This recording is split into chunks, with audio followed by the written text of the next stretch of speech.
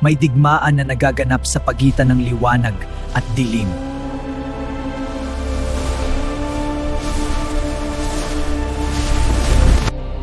Akala mo ba cute na may pakpak ang mga anghel? Paano kung mali ang lahat ng alam mo?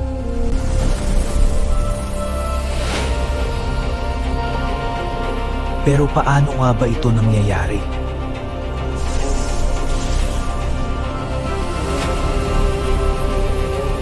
Sa Biblia, ang langit ay hindi simpleng lugar. Ito ay isang kaharian ng liwanag at kapangyarihan. Ang mga sinaunang propeta nakakita ng mga nilalang na hindi kayang ipaliwanag ng isip ng tao.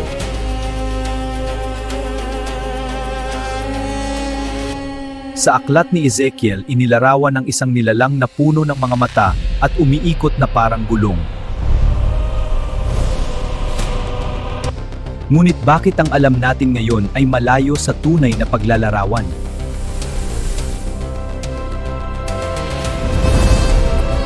Sinimulan ng mga eskolar na pag-aralan ang tunay na anyo ng mga anghel ayon sa kasulatan.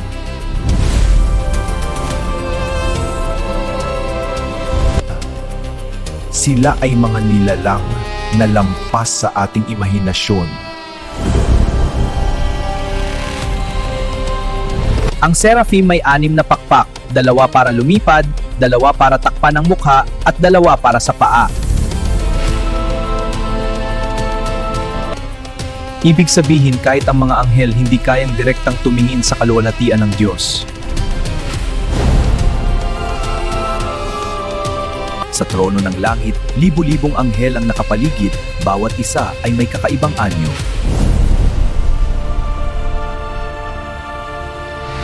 Ang ilan ay may mga mata sa buong katawan, simbolo ng walang hanggang pagbabantay.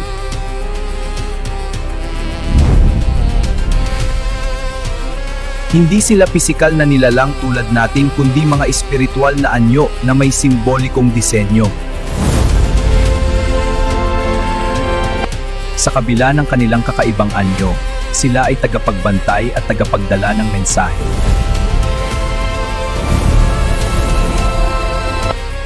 Marahil ang tunay na anyo ng mga anghel ay hindi para takutin kundi ipakita ang kapangyarihan ng Diyos.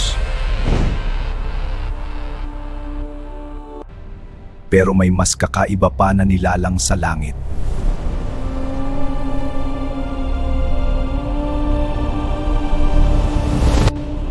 Tinatawag silang Ophanim, mga gulong na may mga mata.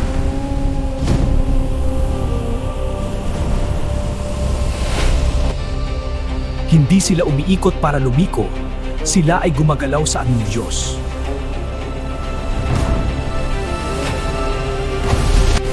Ang kerubim may 4 na mukha, tao, leon, agila at baka.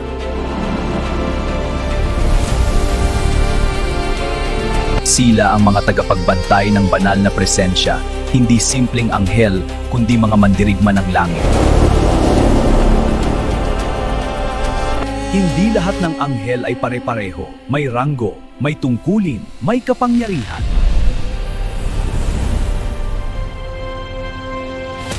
Mayroong archangel, mga pinuno ng hukbo ng langit.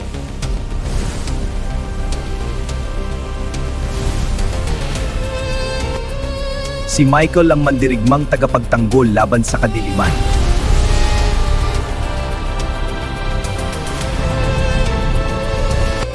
Si Gabriel tagapagdala ng mga mensahe mula sa Diyos.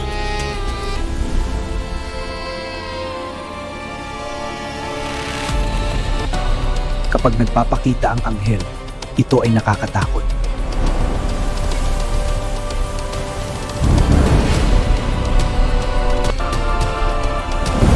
Kaya madalas nilang sabihin, huwag kang matakot.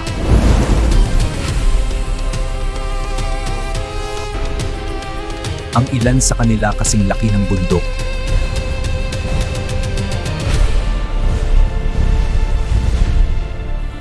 Hindi sila limitado sa anyong tao, sila ay enerhiya, liwanag, at apoy.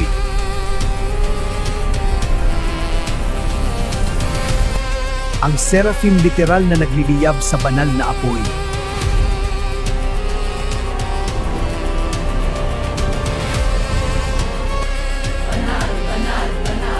Araw at gabi inuulit nila, banal, banal, banal. Hindi sila tumatanda, hindi sila nagbabago.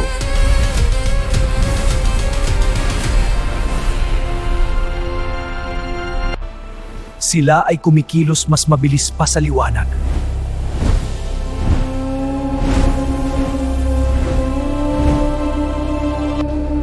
Maaring nasa tabi mo sila nang hindi mo alam.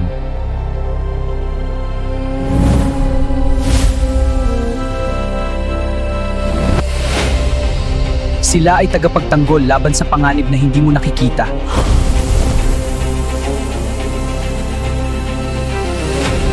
May digmaan na nagaganap sa pagitan ng liwanag at dilim.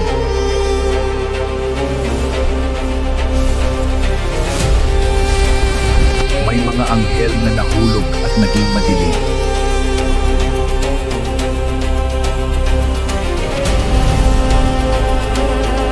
Ang kanilang animbago, kasabay ng kanilang puso.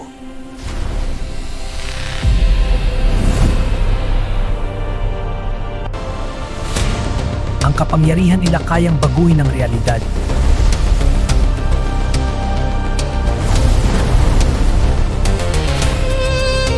Ngunit ang tao patuloy na mali ang pagkaunawa.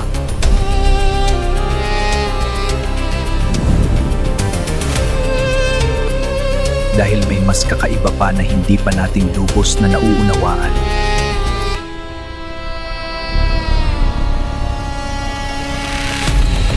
May mga nilalang na hindi kayang ilarawan ng salita.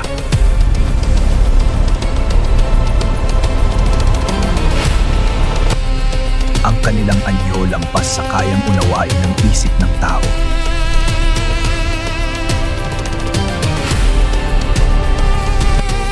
Sila ay hindi lamang nasa isang dimensyon kundi sa marami.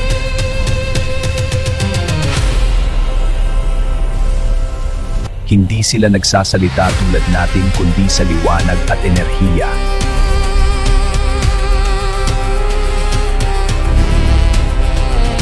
Ang kanilang tinig parang alon ng kapangyarihan.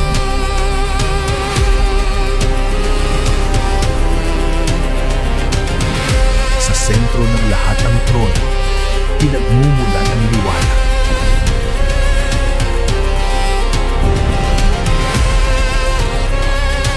Hindi sila tumitigil sa pagsamba kay kailanman.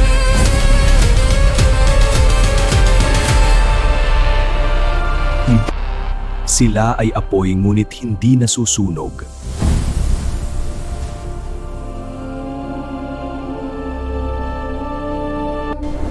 Walang nakakaligtas sa kanilang pagbabantay.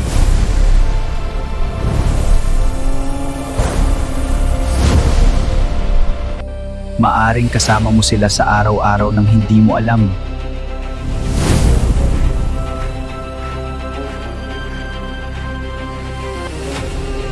Ngunit ang ating mga mata ay hindi kayang makita ang kanilang presensya.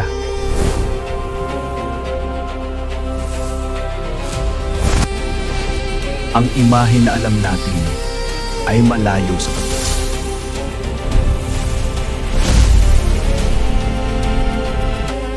Sila ay may layunin sa bawat galaw ng mundo.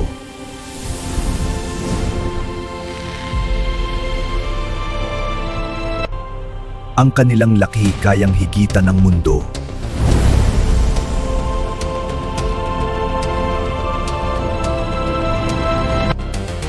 At ngayon, ang tanong.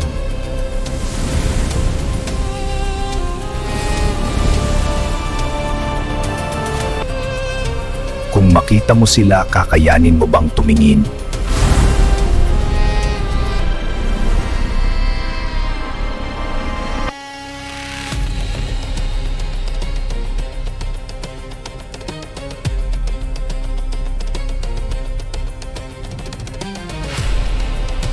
Akala mo ba cute lang sila?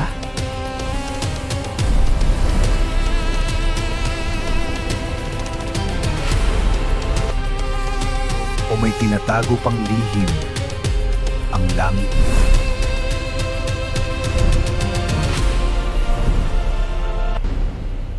Handa ka na bang malaman ng katotohanan?